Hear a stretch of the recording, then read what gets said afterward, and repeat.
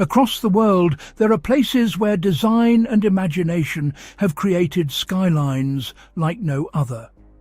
Some preserve centuries of history in cobbled streets and Gothic spires. Others reinvent themselves with daring, ultra-modern marvels. Together, they form a collection of cities that feel less like destinations and more like living works of art. Let's continue exploring the cities with the most breathtaking architecture.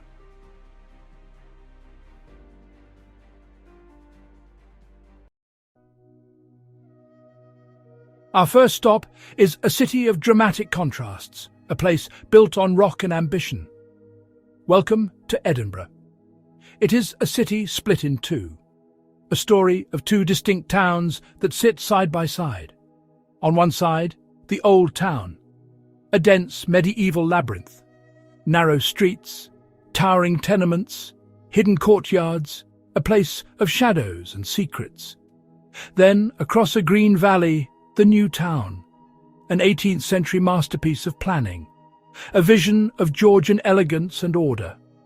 The Old Town, crowned by the iconic Edinburgh Castle, is a labyrinth of cobbled streets, hidden courtyards and towering stone tenements. The Royal Mile stretches down from the castle to the Palace of Holyrood House, offering a dramatic showcase of Gothic spires, medieval facades and historic landmarks. Buildings here seem to rise organically from the volcanic landscape, creating a skyline that is as dramatic as it is timeless. St Giles Cathedral, with its crown-shaped steeple and Gothic grandeur, is a symbol of the city's spiritual and civic history. To truly appreciate the architectural drama of Edinburgh, you must see it from above. From here, the entire city unfolds beneath you like a map. Another essential viewpoint is Calton Hill. From here, the view, looking back towards the castle, is one of the most iconic in all of Scotland. The duality of old and new towns earned Edinburgh recognition as a UNESCO World Heritage Site.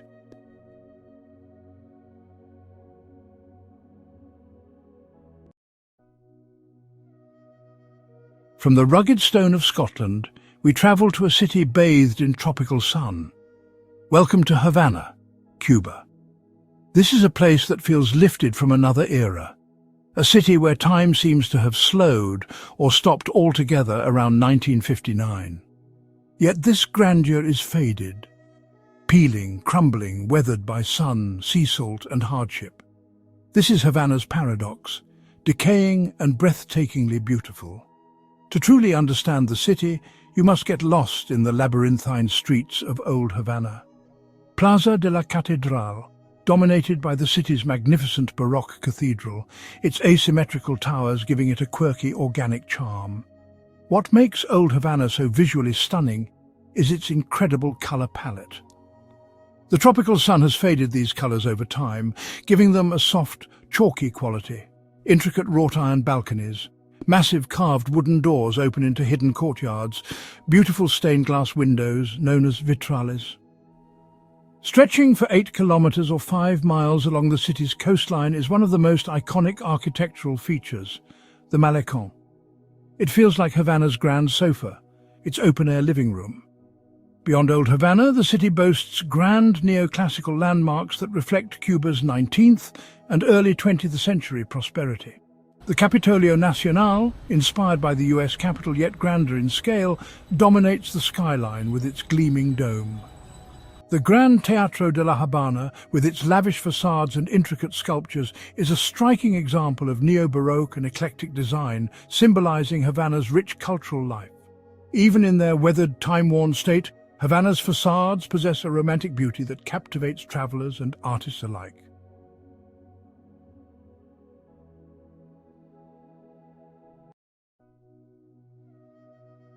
Our journey now takes us north to a city that defied nature and built a masterpiece on water. This is Amsterdam. This is a city that is defined by its relationship with the sea, a city where water is not a barrier but the main street. The main canal ring, or Grachtengordel, was built during the 17th century, the Dutch Golden Age. These waterways are lined with thousands of beautifully preserved canal houses. They're crossed by over 1,200 bridges, each offering a new, picture-perfect view. Characterized by ornate gables, tall windows, and elegant facades, the houses line the canals in rhythmic rows, earning the city its UNESCO World Heritage designation. Amsterdam's historic core also features Gothic and Renaissance landmarks that reveal its early European connections. The Royal Palace on Dam Square, originally the City Hall, exemplifies Dutch classicism with its imposing symmetry and grandeur. While deeply rooted in history, Amsterdam is also a stage for architectural innovation. Buildings such as the Eye Film Museum, with its futuristic angular design on the IJ waterfront, or the Nemo Science Museum, shaped like a giant green ship, illustrate the city's forward-looking spirit.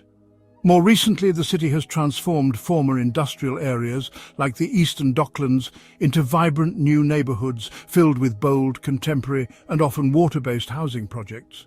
This blend of old and new is handled with a remarkable skill. The city respects its past without being imprisoned by it.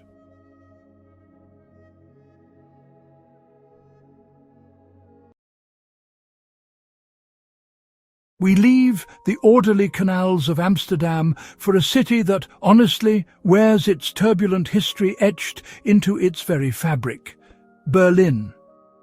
To walk through Berlin is really to walk through the 20th century itself. You feel the weight of its past everywhere. You feel it standing before the preserved ruin of the Kaiser Wilhelm Memorial Church, its broken spire a permanent, powerful anti-war statement. For nearly 3 decades, the Berlin Wall was the most potent architectural symbol in the world. A brutal scar that sliced through the city. In the east, the emphasis was on grand, monumental projects. Karl Marx Allee is a prime example, built for parades to project collective power and state control. West Berlin became a showcase for Western culture and experimentation. More varied, more human-scaled, focused on light, air and green space. The East Side Gallery, a preserved stretch covered in murals, graffiti with modern buildings rising behind it. Potsdamer Platz, from wasteland to futuristic skyscrapers made of steel and glass, a symbol of Berlin reborn. The Reichstag building, redesigned by Norman Foster with its striking glass dome, embodies democratic transparency and innovation. Berlin's architecture tells a story of destruction, resilience, and relentless reinvention. The past should be remembered, not erased, as we build the future.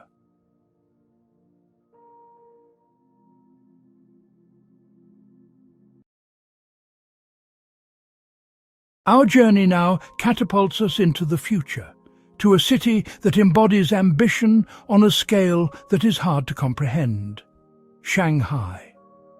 But to understand Shanghai's audacious future, you must first look to its glamorous past.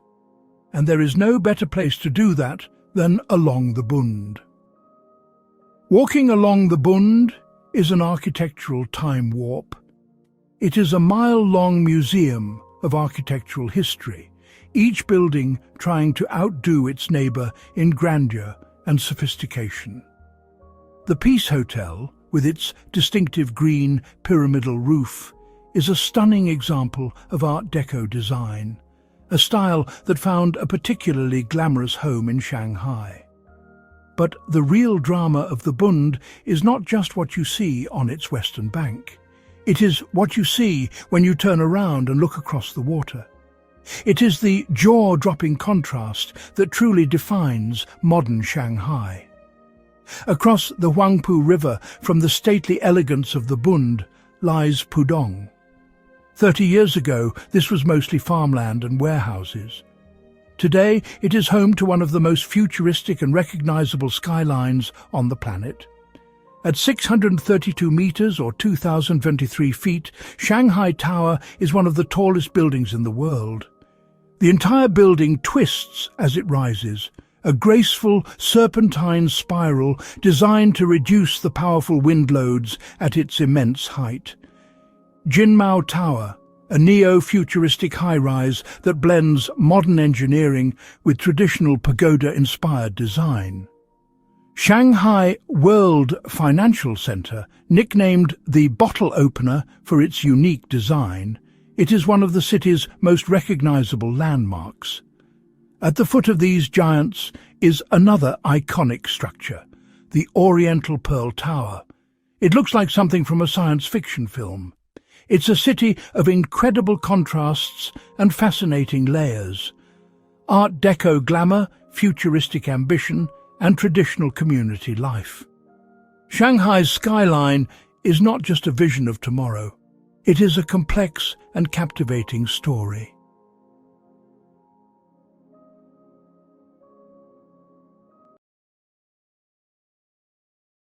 From the dizzying verticality of Shanghai, our journey now brings us to a city that finds its splendor not in soaring height, but in human scale, color, and quiet confidence. This is Copenhagen. The heart of Copenhagen, and its most iconic image is Nyhavn, a 17th-century waterfront and canal, a postcard brought to life. It is lined with brightly coloured townhouses, ochre yellow, deep red, rich blue. They huddle together along the canal, creating storybook charm. Copenhagen's architectural story is a fantastic blend of lovingly preserved history and daring, forward-looking modernism. A perfect example is the Royal Danish Opera House.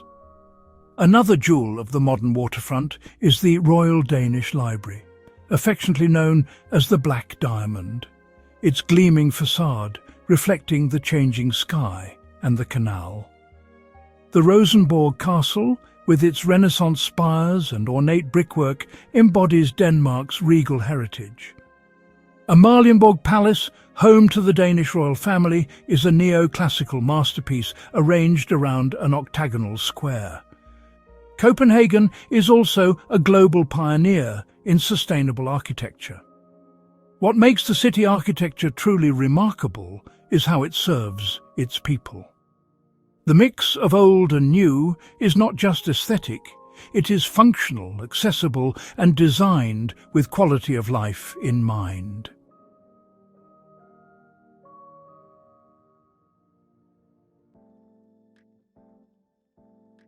We now drift to a city that honestly should not exist. It's a place born from defiance, a dream built on water and light. It's Venice, imagine. A whole city constructed on a muddy lagoon, standing on a forest of petrified wood piles driven deep into the unstable ground. Venice is most famous for its Venetian Gothic architecture, a style that blends Byzantine, Islamic and Gothic influences. At the heart of this floating masterpiece is the Piazza San Marco, or St. Mark's Square. It remains one of the world's most magnificent public spaces. On one end stands the incredible St. Mark's Basilica.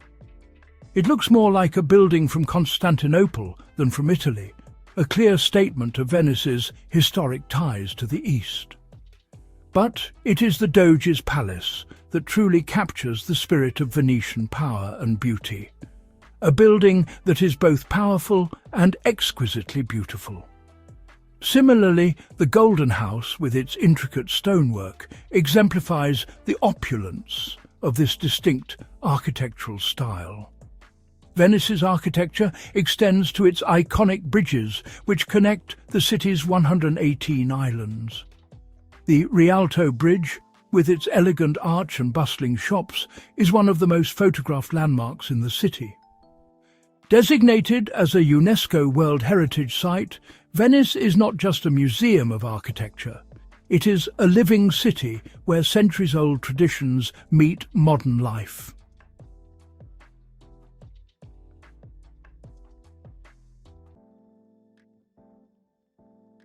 Our trip keeps going along one of Europe's big rivers to a city that's like two halves, a place with fancy old buildings and a strong spirit.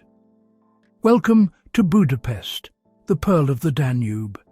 It used to be two separate cities, Buda and Pest. On one side, you have the green rolling hills of Buda. On the other side, you have the flat, busy area of Pest. The most famous is the Széchenyi chain bridge. It was the first permanent bridge to connect Buda and Pest, a real link that helped make one big city. No building symbolizes Budapest's breathtaking architecture more than the Hungarian Parliament building. Completed in 1904, it is one of the largest parliament buildings in the world and a jewel of Gothic Revival design. On the hilly western bank lies the historic Buda Castle. Once the palace of Hungarian kings, it showcases Baroque elegance and offers panoramic views of the city. Perched nearby is the fairy tale Fisherman's Bastion, with its white stone towers and turrets overlooking Pest. Next to it stands the Matthias Church, a Gothic gem distinguished by its colourful tiled roof and richly decorated interior. Budapest is also renowned for its eclectic mix of styles, particularly in its 19th and early 20th century architecture. The city boasts outstanding Art Nouveau buildings such as the Gresham Palace, now a luxury hotel, and the Museum of Applied Arts, with its green Zozolny tiled roof. What makes Budapest's architecture truly breathtaking is its variety, a city where Gothic cathedrals, Baroque palaces, Art Nouveau masterpieces and modernist structures coexist harmoniously.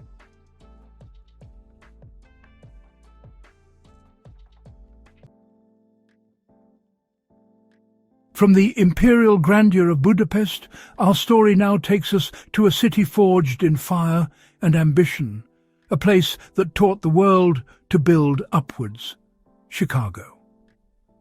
In the aftermath of the Great Chicago Fire of 1871, the city rose from devastation with unprecedented creativity. The home insurance building became the world's first skyscraper thanks to its steel frame construction. This innovation set the stage for Chicago to become a leader in architectural design. Chicago's skyline is a blend of eras. The Wrigley Building, with its white terracotta facade and clock tower, reflects Spanish colonial revival elegance. The Tribune Tower, a neo-Gothic masterpiece, incorporates stones from world landmarks into its walls, symbolizing the city's global spirit. Meanwhile, Willis Tower, once the tallest building in the world, remains an icon of modern engineering and ambition. The city continues to innovate with bold contemporary works.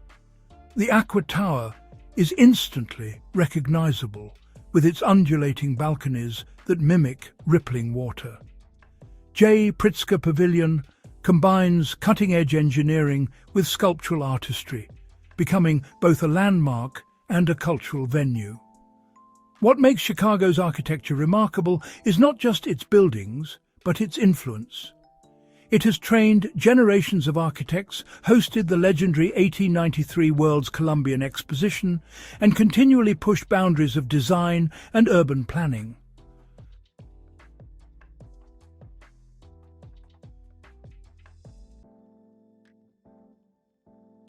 Our final journey takes us to a city that pulses with a vibrant, almost chaotic energy, a place where ancient history collides with dazzling modernity and a playful spirit. Osaka, Japan. No discussion of Osaka's architecture can begin without Osaka Castle, the city's most celebrated landmark. Originally built in the 16th century by warlord Toyotomi Hideyoshi, the castle has been rebuilt and restored multiple times, yet it remains a symbol of resilience and beauty. The city also preserves its spiritual heritage through temples and shrines. On the modern side, Osaka dazzles with futuristic architecture. The Umeda Sky Building, with its twin towers connected by a floating observatory, is one of the city's most iconic structures. The Abeno Harukas, Japan's tallest skyscraper, redefines Osaka's skyline with its sleek glass facade and multifunctional design. Osaka Aquarium Kaiyukan, designed as a spiraling journey through marine habitats, is both educational and visually stunning. What makes Osaka's architecture truly captivating is its balance of old and new. Ancient temples coexist with futuristic towers, while cultural landmarks connect past to present.